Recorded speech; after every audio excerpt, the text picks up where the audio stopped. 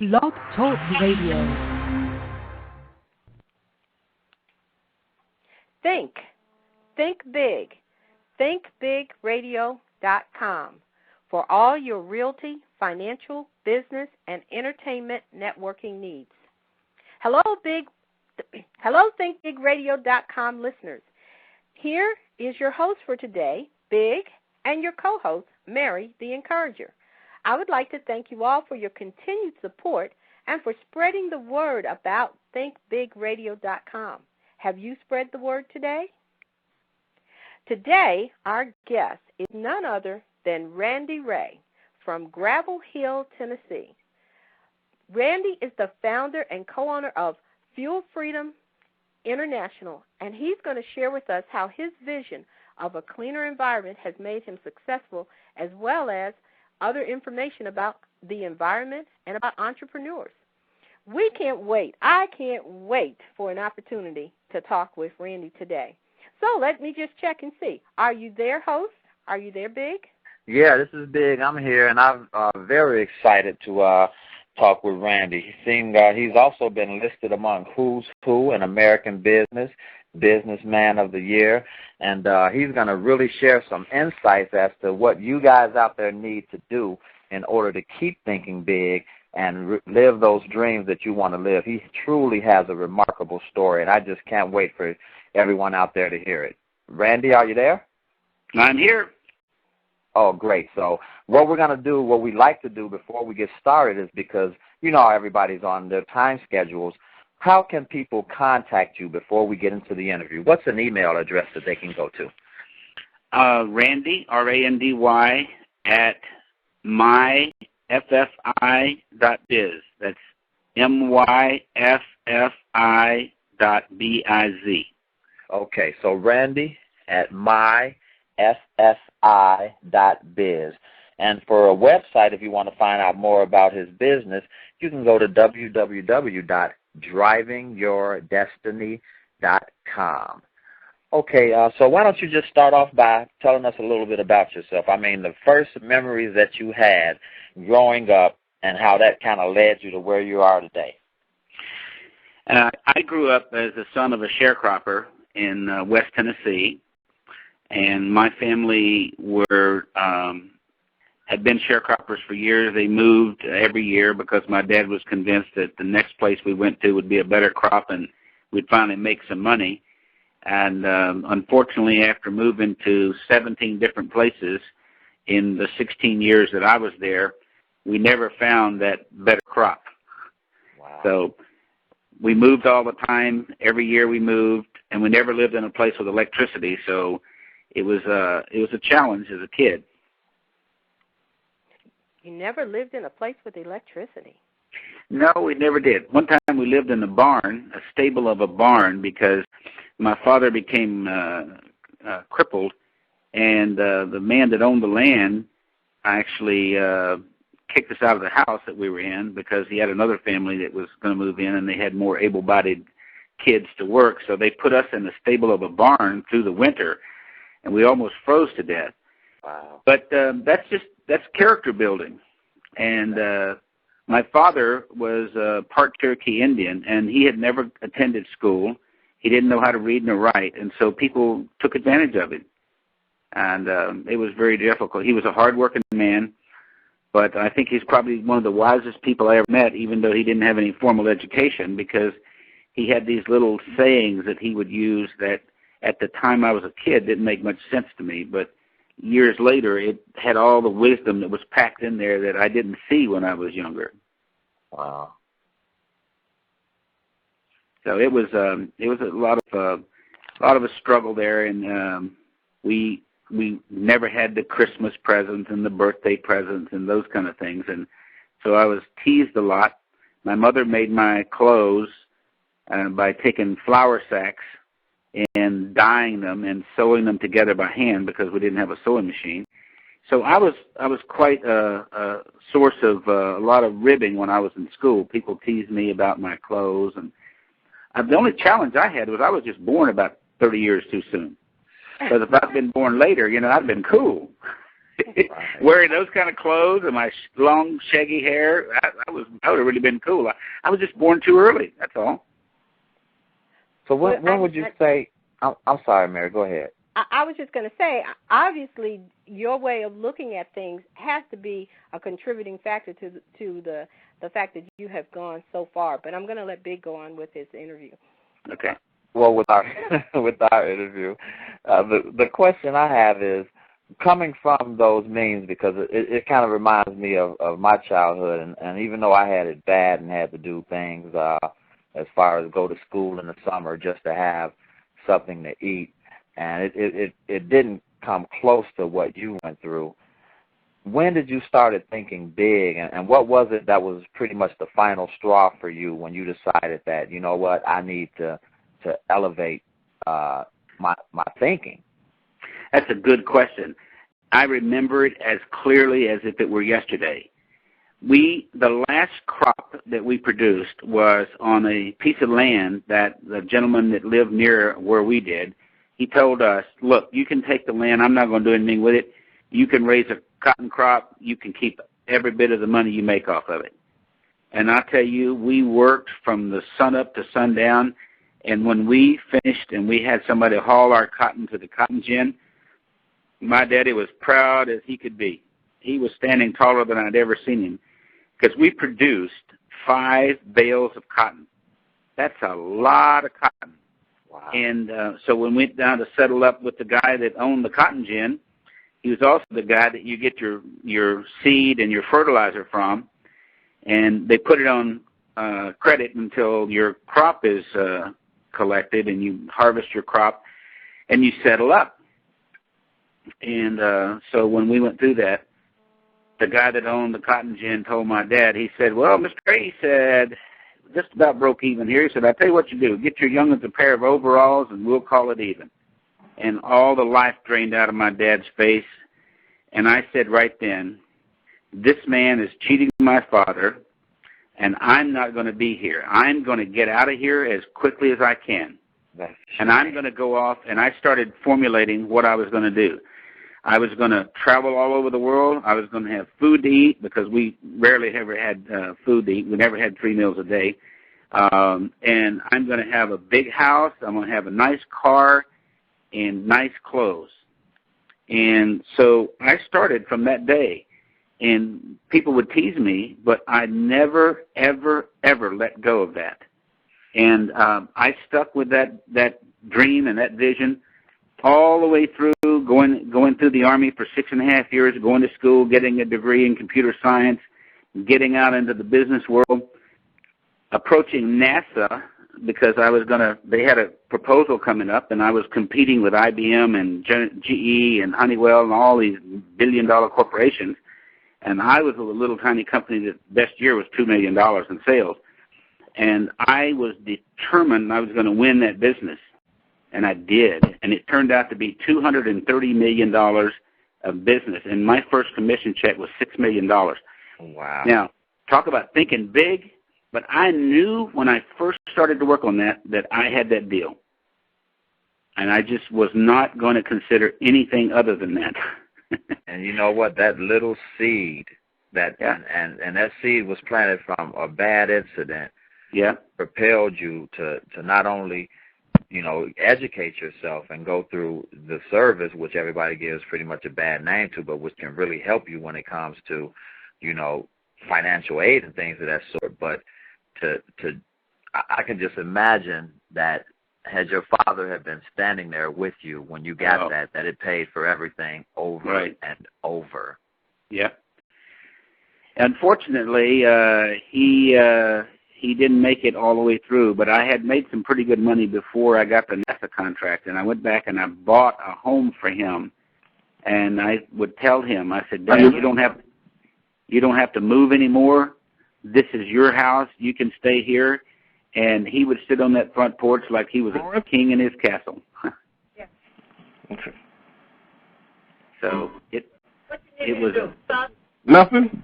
I think we have a caller on the line. Caller? Okay. What's the area code? And we have a caller at 773. Yes. Oh, okay. Caller, do you have a question or a comment? I do have a question. I didn't realize. I thought I was on hold. Okay. And I was just really enjoying listening to the interview. And okay, sir. This really isn't a great question, but you mentioned that your father had a lot of sayings, but you didn't tell us any of them. Share some of that wisdom with us, Randy. Yeah, he had things like, for example, I told him one time that I was going to sneak up behind this guy and hit him in the back of the head with a baseball bat because he was always picking on me in school. I was probably about 13 or 14. And my dad said to me, well, just remember, you always have to look at yourself when you shave. And I thought, what a stupid thing to say. I don't even have peach fuzz, you know. But what he was trying to say, the wisdom in it was, you live with yourself. And if you go do things that you know that are wrong, you live with that. Every time you look at yourself, you know what kind of person you really are. And I didn't understand all of it when I was a kid. And he told me lots and lots of more things, too, you know. But I'm trying to write a book that's called My Daddy Used to Say, and I've got quite a bit of it done. But he had all those little sayings like that at the time didn't make a lot of sense to me. But after you grow and you get to be up in years, you look at it and you think, man, that was a lot of wisdom in just a few words. You know, Randy, because we're just so into, you know, what you're sharing with us, it's almost as if we're kind of going off our format. Yeah. And now the business, and believe me, I love to have this show for 3 hours, and I know people out there listen because you are entertaining, and it's just the passion that you're telling us your stories. But now this new business that you decided that you started at a later date called Fuel Freedom International, how was that born, and where did that passion come across, and, you know, dealing with opening the environment and things of that sort? How did that start? Well, this guy, John, sent me some samples, and I tried it in my Escalade. And as I said earlier, before the interview, I said that I tested it, and my Escalade was getting about 13 miles per gallon. And when I used the Kappa, it jumped up to 16.2 miles per gallon. And I thought, wow, this works. And I gave some to some of my other friends, and I got really good feedback from them. And I thought, man, if there's ever an opportunity. And remember I said in the pre-interview, I said that before I did this and I was selling everything off and we're going to leave the country and go live in different places around the world. Uh-huh. I had that gnawing feeling in the pit of my stomach, like that I left the house and I didn't turn off the coffee pot, or I didn't unplug the iron, or something like that. You know, just kind of left behind. Yeah, just gnawing thing in my stomach. And when he called me and told me about that, I had this thing that popped in my mind. I said, "This is something the whole world needs." And not only do they need to save money on their fuel costs, but more importantly, almost every place I've been around the world, they have a lot of pollution problems. Right. So this product not only gives you the ability to have more miles per gallon, but more importantly, it actually eliminates almost all of the emission that comes out of your tailpipe, because it burns the fuel. It eliminates the emissions? That's a big issue for many of our states and many countries. It's a problem all around the world. And you go to places like Indonesia and China and Japan and Korea. I mean, it's like you can't hardly see across the street in some of those areas. And so what this does, it burns your fuel completely in your combustion chamber. Really fast burn. You get a 30% boost in your power, and you can check your emissions, and it will drop. In China, I tested this bus that we were on, and they had like carbon monoxide was 4,800 something parts per million. Now, wait a second. Did you say you just tried this out in China? Oh, yeah. Yeah. So you just recently come back from China? That's right. So your plans to expand is not only here in the United States, but you're also going to these different countries and expanding your business. That's right. We're shipping product right now to 224 countries and territories around the world. And I'm sorry, but that just kind of caught my ear there. Yeah. Now, you say, so when you tried it on the bus in China. I got the reading, I printed it out, and I showed it to the Chinese hosts that were driving us around. And then I said, okay, I'm going to put this half-gram caplet in your gas tank, and tomorrow, before you fill up, I want to test it again. So we drove, and we went from city to city, and the next day, before they filled up, I tested it again.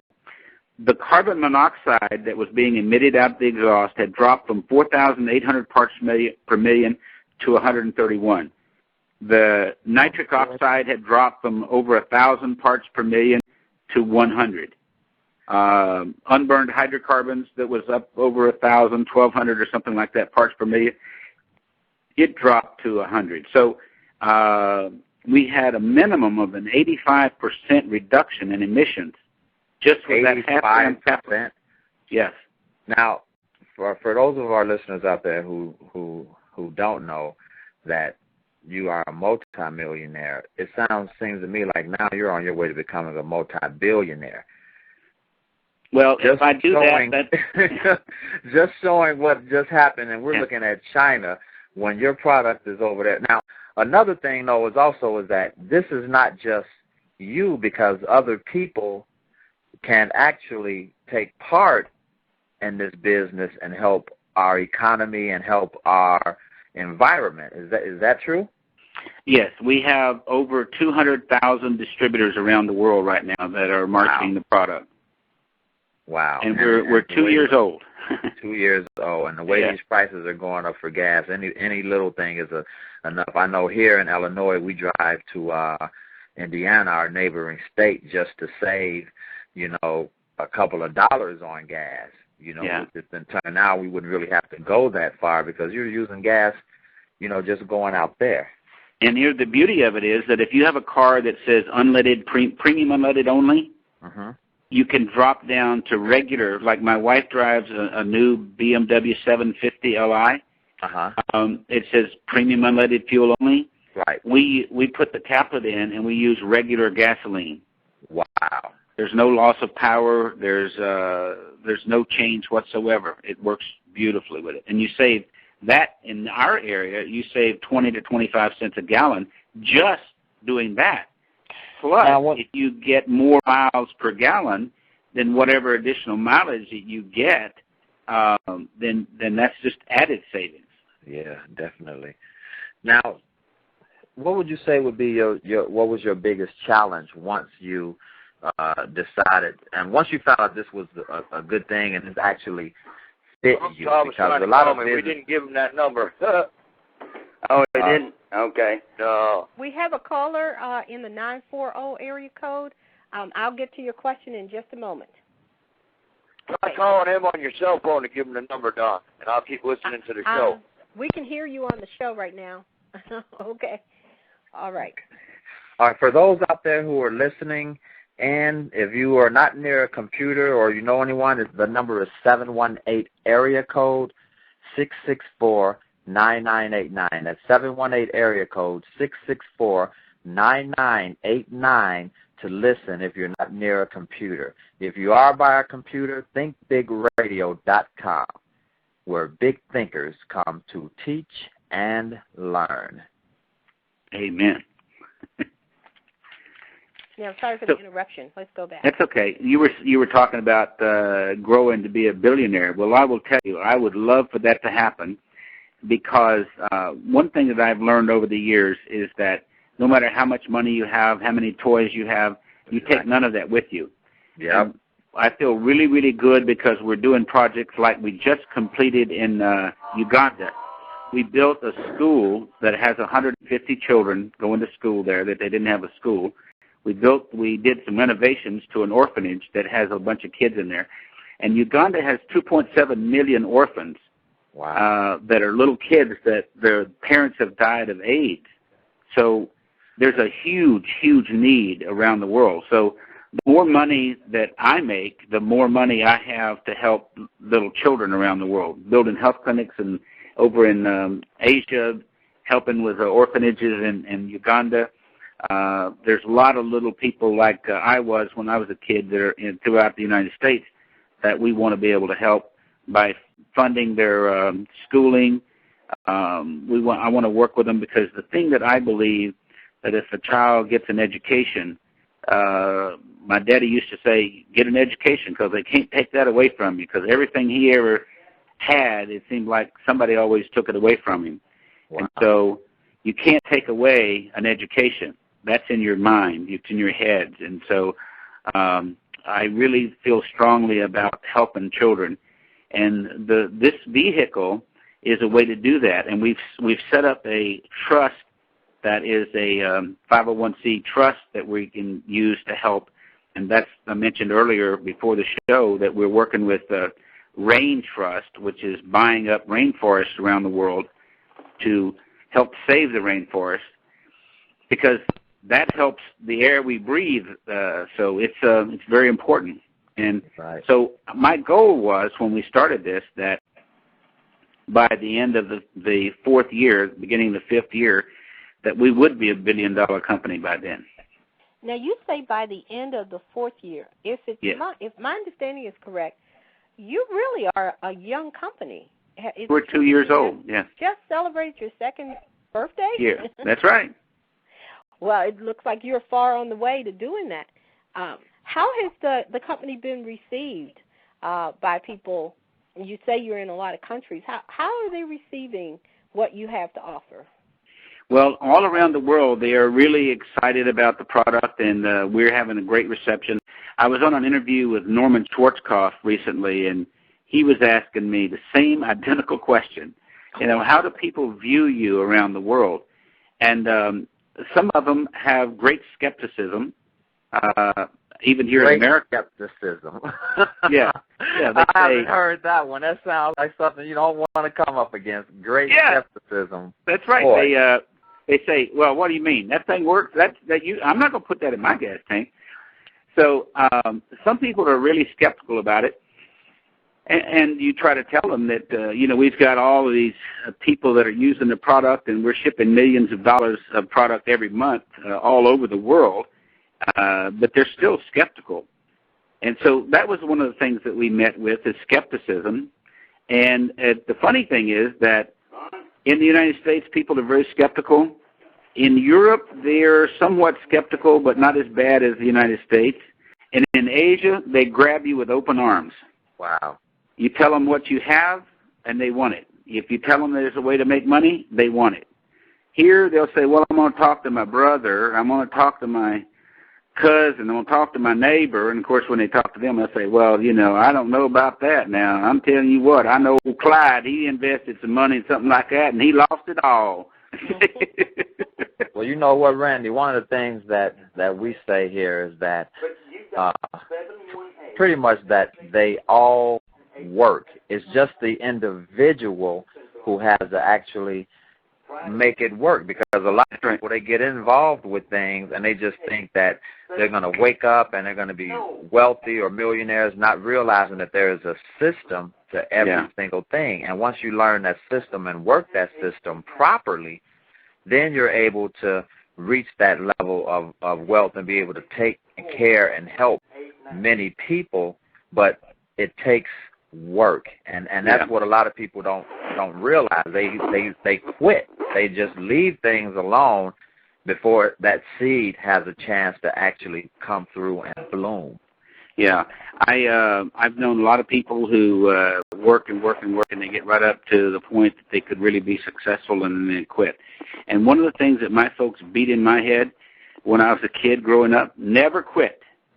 Never, never, never quit. Because quitters never win and winners never quit. You're right.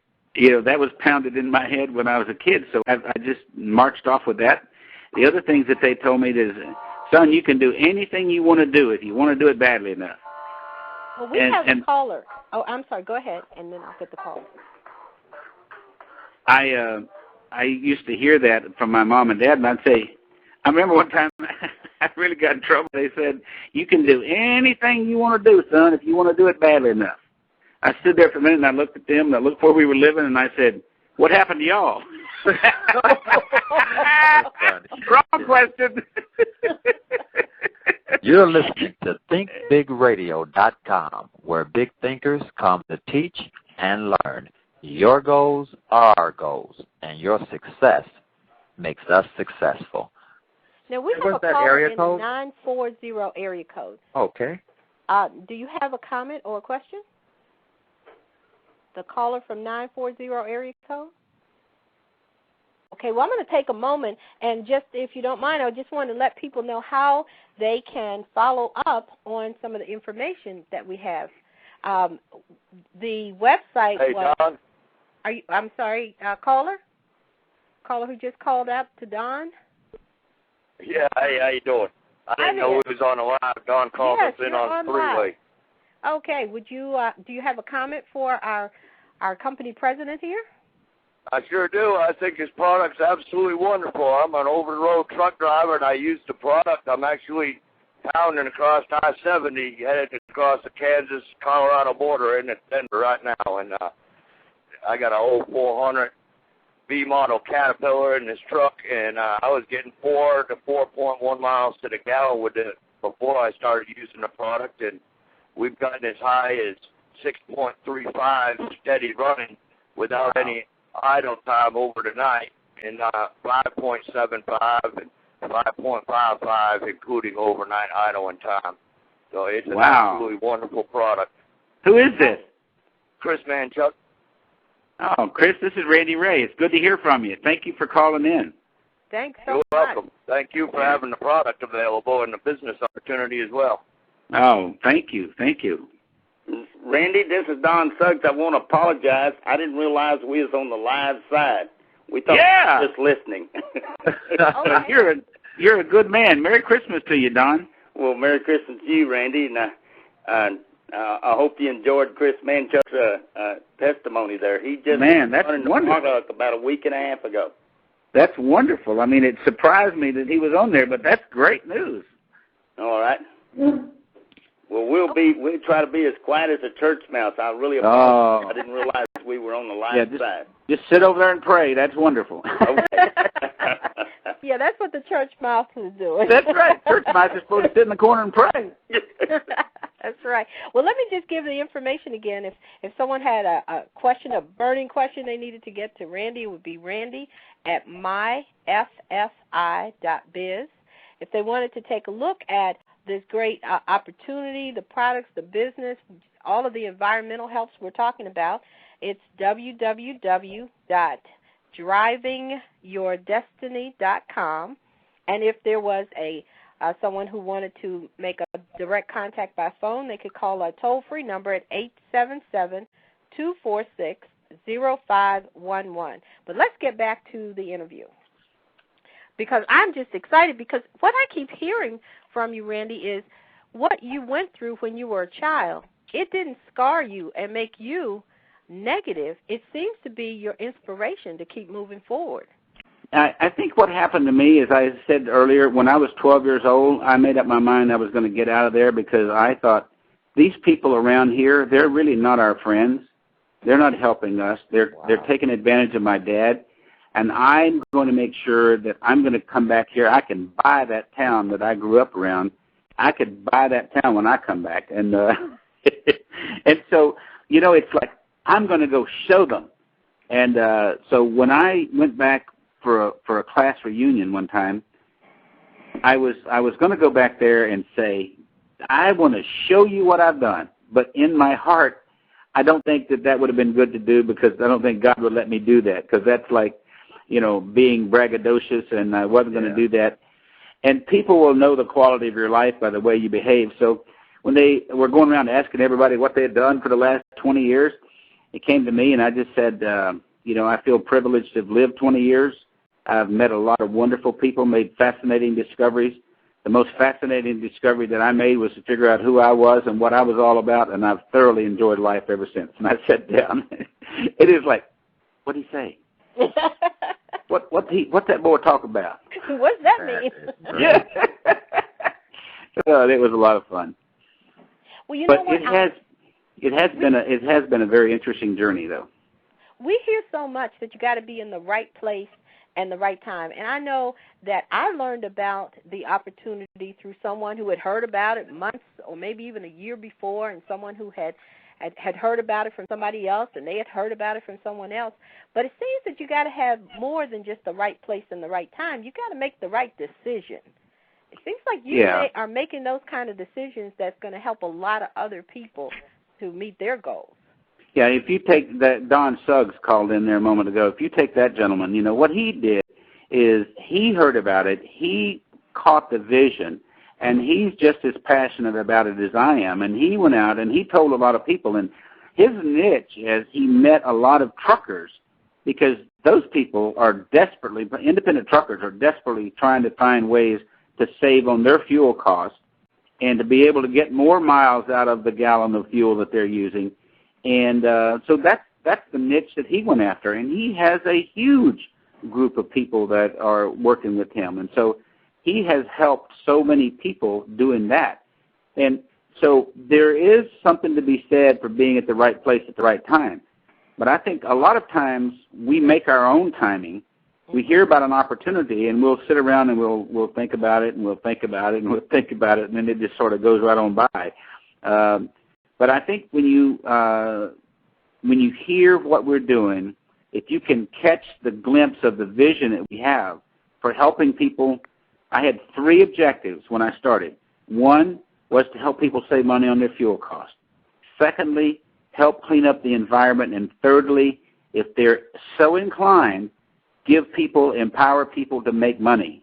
And everybody that we know just about could always use a little extra money. And I don't have anybody jump up and tell them, oh, you can make millions of dollars, even though we have several millionaires that we've created in this company. But what I'm looking for is I know that it's difficult to come up with a lot of money, and so we put our pricing to get into the system at a very reasonable price because I know what it's like to be sitting on the other side of the fence and have no money. So I want to have this opportunity so that everybody, it doesn't make any difference what walk of life you're in, you can have an opportunity to succeed. And so it's a very simple sales pitch. Do you know anybody that wants to save money on their fuel costs? You can't get much simpler than that. and so they say, yes or no. So if they say yes, you say, okay, I have a way to do that. This little product right here will allow you to save money on your fuel costs, and it'll help clean up the environment. And if you're so inclined that you want to market it to other people, you can do the same thing, and you can make money. That's the whole pitch. There's nothing more to it. Simple. Okay. We've got another caller. Let's see. We have a caller from the 207 area code. Do you have a comment or a question? I definitely have a few comments and a couple good questions. I'm hearing some good things about this FFI. I recently got involved in it through a wonderful fellow by the name of Don Suggs, to a guy named Chris Manchuk. And I've yet to use the product. We're financially challenged right now. I hate to say it, but that's where we're at 46. And I'm looking to bail back out of this mess, and I want to make some money doing it. I hear this nothing but fantastic reviews about these products. What do I have to look forward to? Well, if you just go out and do what I just said, you talk to people, they say you go out and practice the 3-foot rule. If anybody's within 3 feet of you, you say, hey, you know anybody that needs to save money on fuel? That I can do. Yeah, and if they say yes, you say, well, I have a solution for you.